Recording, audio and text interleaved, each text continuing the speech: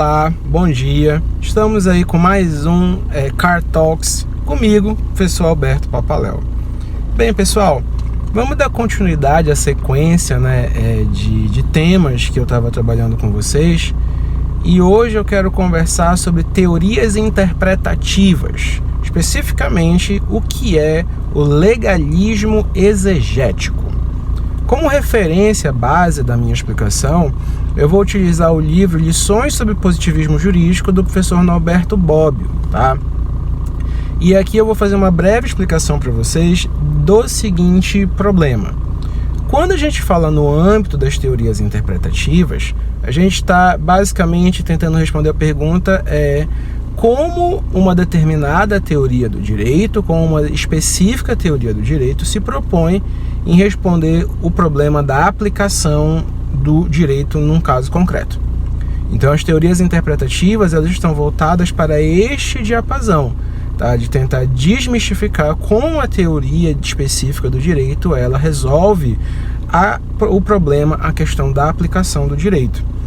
Então, nesse sentido, eu sempre tenho o costume de dizer que não existem apenas 3 teorias interpretativas, mas existem, na verdade, tantas teorias interpretativas quantas forem as teorias do direito.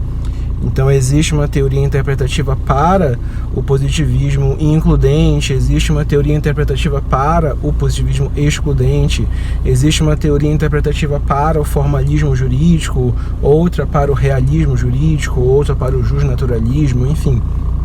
Então, nós temos aqui uma complexidade e uma diversidade de teorias interpretativas, tá? Mas eu escolhi aqui começar a falar com vocês sobre o chamado legalismo exegético, ou a escola da exegese jurídica, né? E isso me obriga de antemão a explicar para vocês o que vem a ser, ou qual é a teoria do direito que pressupõe, o legalismo exegético. E por isso a escolha do Bobbio, porque aqui no livro dele, Lições sobre o Positivismo Jurídico, nós temos toda uma evolução, da ideia do positivismo desde a Grécia, passando por Roma, até chegar na Idade Média, na modernidade. E nós temos aqui uma explicação, um capítulo inteiro destinado ao chamado formalismo jurídico. Como é que funciona isso? Bem, vamos lá. Para o Norberto Bobbio, o formalismo jurídico foi uma teoria do direito que existiu dentro de um tempo muito limitado, um período muito limitado no tempo, que compreende especificamente a edição do Código Napoleônico de 1804, e o período da sua vigência, tá? É importante salientar aqui o seguinte, que essa visão do chamado formalismo jurídico ela vai ser instituída, especificamente aqui a partir do Código Napoleônico de 1804, tá? Mas ela tem como antecedente teórico e o embasamento teórico o historicismo alemão, que é um pouquinho anterior lá a 1798, na Alemanha. A escola jurídica de Gustavo Hugo e Savigny tenta ressignificar o que é o direito natural e para isso, o conceitua como sendo uma espécie de filosofia do direito e não uma reflexão prática sobre a natureza real do direito ou sobre a sua aplicação, tá? Simplesmente dizendo que direito natural é uma filosofia, é uma ideologia jurídica, como Kelsen vai dizer depois, tá? Então aqui o Norberto Bobbio ele explica muito bem isso para dizer, olha, o historicismo deu essa contribuição porque ele mostrou para a gente, ele evidenciou para a gente, que é possível você falar de um direito que é delimitado num tempo presente como a expressão do espírito do povo e que é completamente diferente daquela tentativa de descrição de um direito que tem um antecedente histórico fundado num sujeito ideal ou num tipo ideal de homem ou de sociedade, como o direito natural pretendeu fazer, tá? Então, com esse antecedente aqui, é possível fazer a tentativa de compilação das leis do Estado francês em um único código, o Código Civil, o Código Napoleônico e tal. E é possível, então, a edição e a publicação desse conjunto, essa reunião de leis, que representam, então, portanto, o espírito do povo da sociedade francesa. O Bobbio, ele vai dizer que existem 5 elementos que demarcam, tá, o formalismo jurídico. Então são 5 elementos do conceito do formalismo jurídico. Então nós temos aqui como um primeiro elemento a codificação, como um segundo elemento a mentalidade dos juristas, como um terceiro elemento a separação dos poderes, como um quarto elemento o princípio da certeza do direito e como um quinto elemento as pressões políticas que eram exercidas pelo governo napoleônico dentro da academia francesa, tá? Então vamos passar cada um desses elementos aqui de maneira bem sintética para você entender o que é o formalismo. Depois eu vou te explicar onde é que se encontra o legalismo exegético dentro dessa concepção aqui de direito. Olha só, a codificação ela é a vitória do argumento legal como argumento de autoridade sobre a autonomia retórica da argumentação jurídica. Não entendi. Vamos lá. É tipo assim, ao invés de você tentar argumentar e tentar desconstruir o meu contra-argumento para que nós possamos, então, construir dialeticamente o conceito de justiça, a codificação, ela supera essa fase dizendo que não é a minha capacidade argumentativa ou a sua que vão delimitar o que é direito e o que é justiça no caso concreto. Mas o que delimita o que é direito no caso concreto é o argumento da lei. Ou seja, você não precisa me convencer de que me assiste a razão ou lhe assiste a razão sobre um determinado assunto quando nós estamos conflitando. Na verdade, a única coisa que você tem que me convencer é que isso que você está defendendo está previsto em lei. Então, é o famoso caso da venda casada, né? Não importa qual seja o argumento que a loja lhe dê. Ah, porque aqui a gente funciona com um sistema de triangulação. Ah, porque aqui a gente tem que bater meta. Ah, porque aqui a gente tem que fazer isso, fazer aquilo. O Código de Defesa do Consumidor é categórico em proibir a venda casada. Então não importa qual seja o argumento, o que importa é o que diz a lei.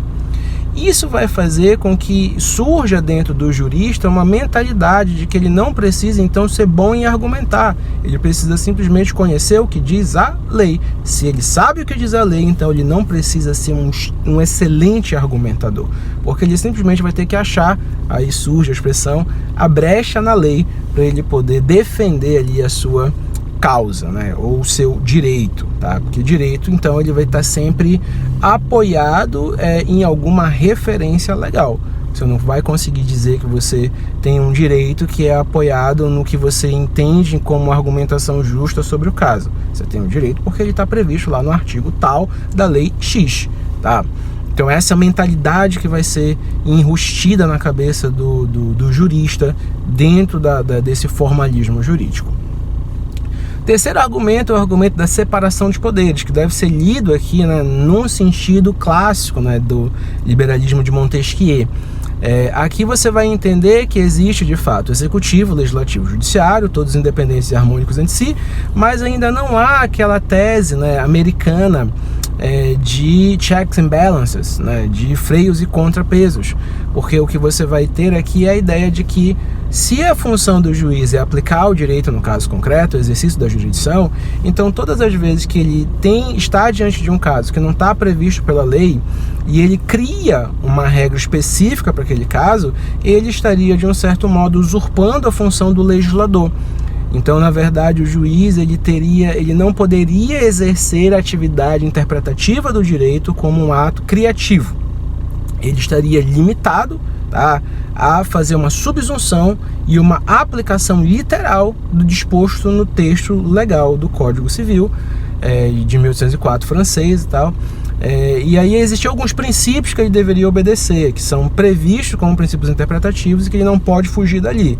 Tá? Então ele está completamente amarrado e vinculado a um processo de interpretação gramatical, literal, subsuntiva, sem poder criar uma lei ou uma regra nova a partir da interpretação jurídica.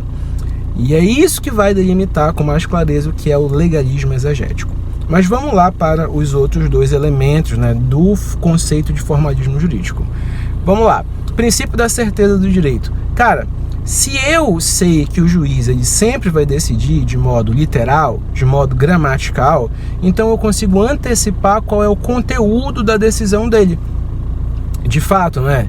Todas as vezes que eu protocolo uma petição, então, eu já sei qual é a resposta desejada e eu também sei qual é a resposta esperada, considerando que o juiz ele só pode interpretar o caso de um jeito específico, que é em conformidade com a literalidade da lei, né? Sem criar uma nova regra a partir da aplicação da lei naquele caso, entendeu? E o último, né, que é basicamente o partido a escola sem partido, né, do Napoleão. Na França só se podia ensinar essa orientação. Tanto é que quando cai, né, o formalismo jurídico, as próximas escolas vão se autodenominar Escola da Livre Investigação Jurídica, Escola do Direito Livre, porque aqui havia uma grande pressão, né, do Napoleão, no sentido de que a Academia Francesa só poderia ensinar o formalismo jurídico. Considerando todos esses aspectos aqui que eu te apresentei, você começa a entender melhor o que é o legalismo exegético, porque a pergunta é como eu vou aplicar esse direito que eu descrevi, né, na prática. E você percebe também que o formalismo jurídico ele pode ser catalogado aqui enquanto um tipo bem rígido, um tipo bem rigoroso de positivismo, no qual o juiz está vinculado à norma jurídica e ele como dizem, né, Maurice e Laurent, a boca da lei. Ele é o primeiro defensor da lei, mesmo que ele ache que a lei é injusta, ele é obrigado a aplicar a lei e defender o seu conteúdo, né? Então ele é um camarada que ele vai estar completamente vinculado à literalidade, à gramaticidade do código. E ele vai aplicar exatamente o que está lá previsto no código, tá? Por isso o legalismo exegético. Ele vai fazer uma exegese do texto, uma interpretação literal, e ele vai aplicar aquele texto na prática. Escola também chamada, escola da exegese jurídica. Mas Bob ele lembra que existe aqui, né, uma chamada exegese moderada, tá? Existe a clássica, que é essa, que vai dizer que o juiz não tem nenhuma liberdade criativa de interpretar o texto. E existe aqui, no decorrer, né, do tempo, a construção de uma segunda escola, que é a escola da exegese moderada. Na escola da exegese moderada, o que vai acontecer é que vai começar a se perceber a presença de várias lacunas dentro do texto. E é necessário criar um método de preenchimento dessas lacunas.